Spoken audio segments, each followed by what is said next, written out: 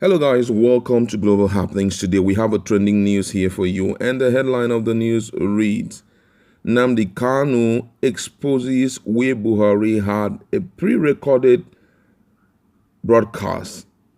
See details. But before we continue with details of the news and for the analysis, we'd like to encourage you to please subscribe to our channel by clicking on the red subscribe button and also on the bell icon so as to get notification anytime we publish our videos on YouTube. All right, let's look at the news in detail. The leader of the proscribed indigenous people of Biafra, IPOB, Nnamdi Kanu, has come up again with a fresh claim about President Muhammadu Buhari's national broadcast speech. Says the broadcast has no Aso Rock nor Abuja background. And then he posted some videos, some pictures of the broadcast venue and also the broadcast in Abuja. The first picture he wrote there, broadcast in Cuba, and the second one he wrote broadcast in Abuja. And then he further said the background is a misnomer, different from the usual background he uses to address the nation. The background looks like a whiteboard. Anyway, he has addressed the nation. Look at the entrance to the hotel, very fake video. We are wiser. This is Havana Hotel, Cuba. Take a look at these pictures and see the similarities in the interior design. All right, now he shows us the hotel, the interior of the hotel in Cuba called the Hotel Havana Hotel. Even the blind can see this background is not Nigeria, talk less of Aso Rock. Now, there's another background also that he has shown here, which, according to him, he said that it can clearly shows that this is not Abuja, neither is it Aso Rock.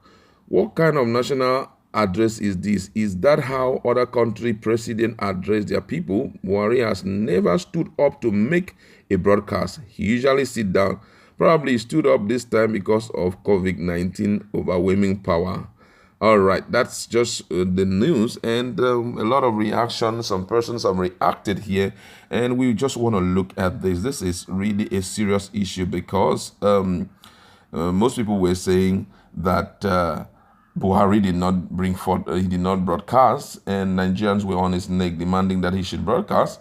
And other persons are now saying that, well, the broadcast was from Cuba, and just to show that he is no more in Nigeria. But before we go on with details of the news, that's to analyze. Let's just read one or two responses from Nigeria. This one said, the truth is always as white as snow. No matter where the truth is hidden, it must find its way to the surface. Biafrans are smarter than Nigerians. MNK is making sense here. Take it or leave it. The choice is yours.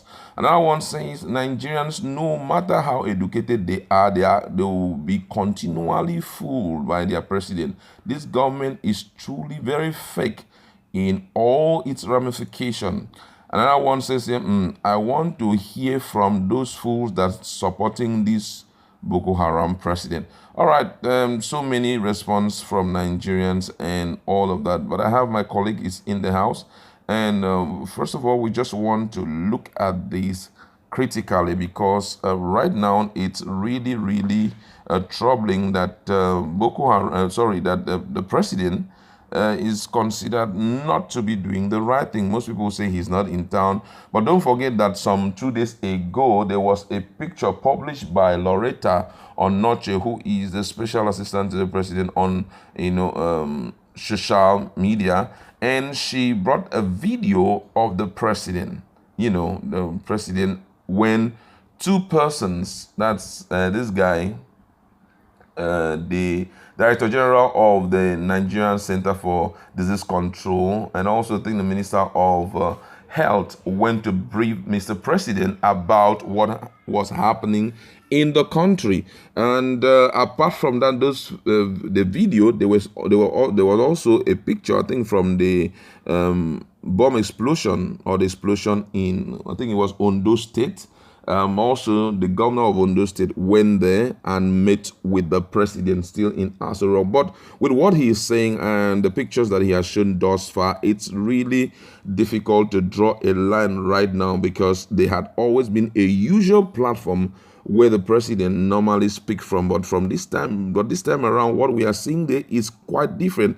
And most notable is the fact that the president has never stood up to, talk to Nigerians. He has always been sitting down to interact with Nigerians, except I've not seen one or two, which he has done fairly recently. But this one here, do you think that what what Nnamdi Kanu is saying is actually true?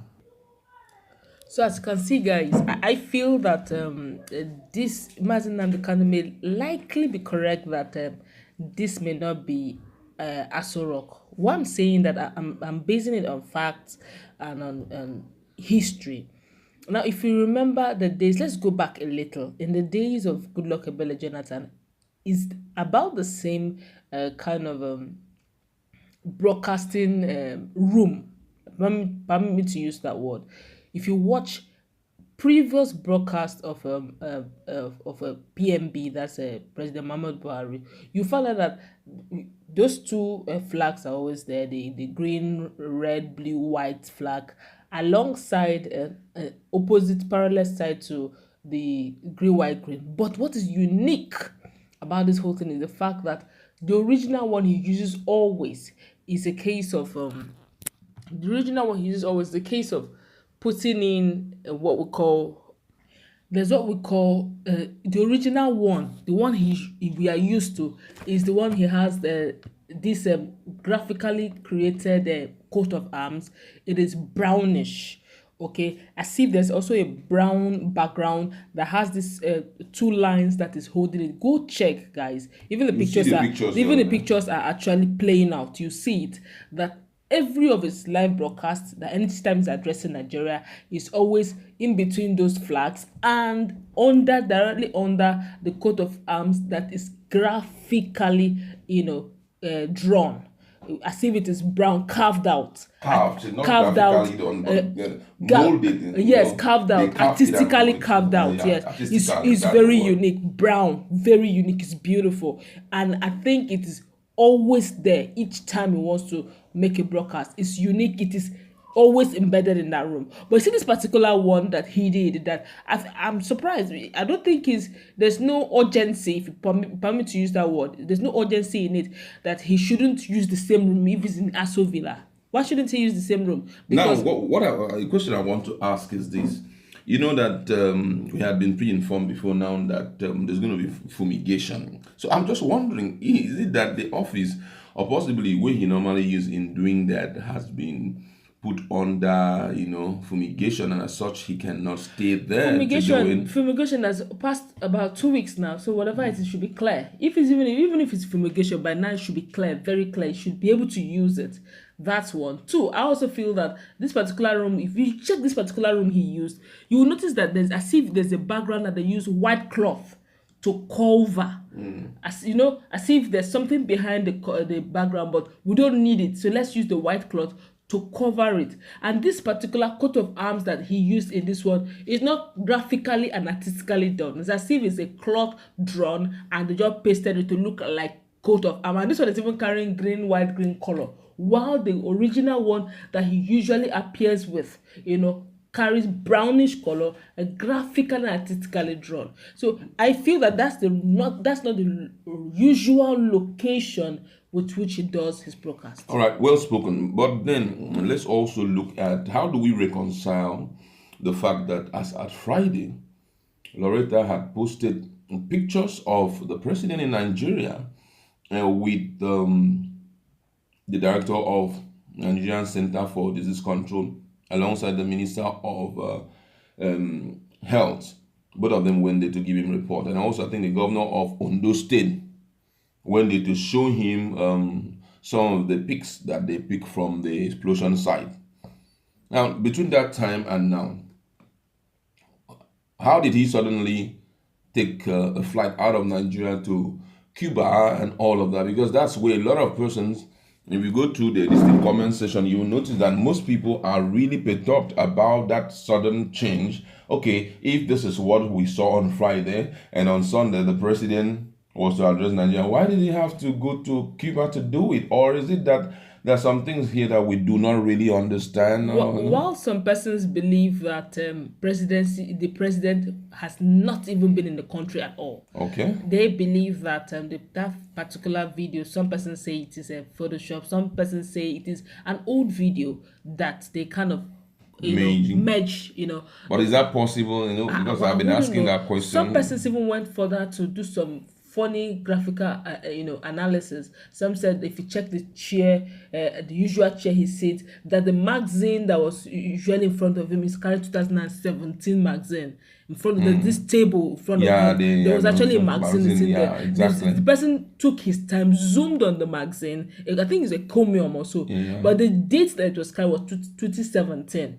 Now they're not analyzing it, joining it together. Some guys are, when they want to do analysis, they take their time and do all the graphical whatever. Yes. Then I said that why would presidency be keeping in front of him encomium of 2017? Is it that the man who's supposed to be bringing current newspaper forgot to remove and put a new one, or could it be that that's the 2017 video? A lot of buts and ifs and buts and ifs. Now the question now is, if they took that time to merge and get a video of that magnitude just to tell Nigerians that he's in the country, and now there is some person say it's live broadcast, some person said it's pre-edited in the sense that why wasn't there a calling in? Why wasn't Nigerians allowed to call in during the live show? Why weren't there journalists fielding questions? Because a lot of people were even asking, why is there no this package for Nigerians?